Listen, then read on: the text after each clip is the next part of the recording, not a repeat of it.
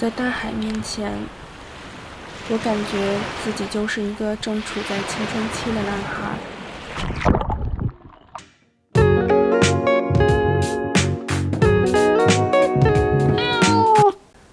朋友叫我去重庆吃火锅，可1周后，我却来到了厦门。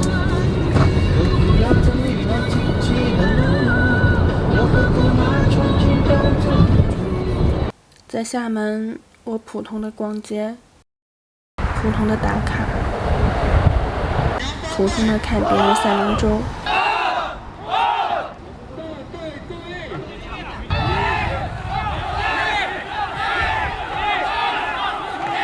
直到我遇到了他。在大海面前，我感觉自己就是一个正处在青春期的男孩，兴奋，满腔热情。对面的海，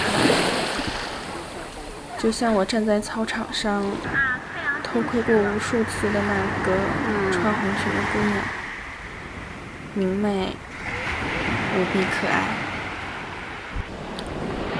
那天早上，我录了一个很土的开场白，真的非常土。然后我就后悔了，他这么好看，我怎么能让他听到这些呢？我就这么傻愣愣地站在他面前，不知道下一步该怎么办。我很慌张。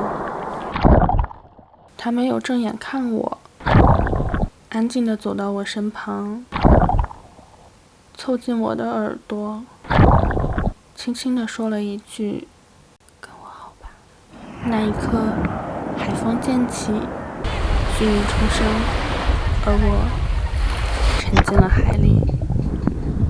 这种突如其来的幸福，就像9句内陆的孩子第一次见到海。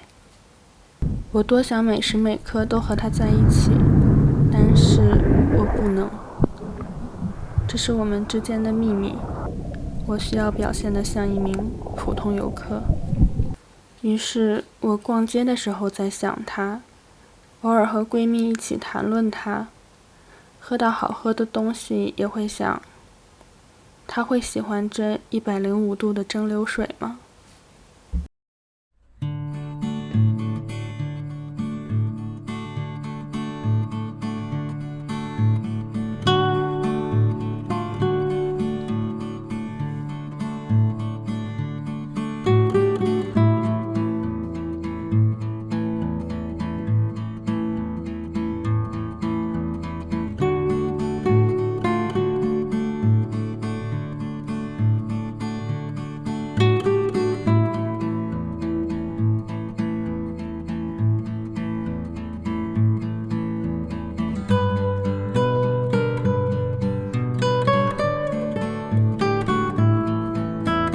欢乐的时光总是短暂，又到了时间说拜拜。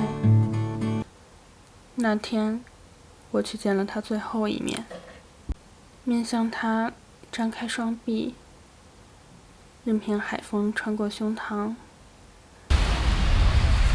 就好似拥抱住了吹过一整个夏天的风。3天的旅程结束了，我失恋了。但大海依然很美，所以我带你们来看看。